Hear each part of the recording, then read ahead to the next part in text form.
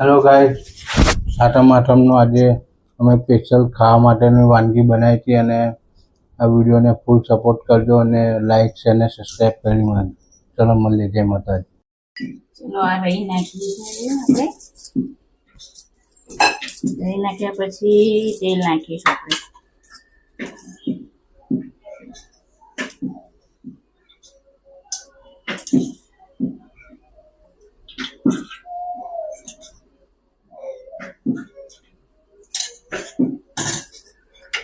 આની અંદર મરચું મસાલો બધું નખાઈ જઈશું.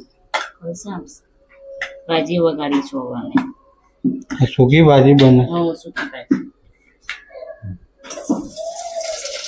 જો એકદમ ટેસ્ટી અને એકદમ જોરદાર સૂકી ભાજી બનાવી રહ્યા છે.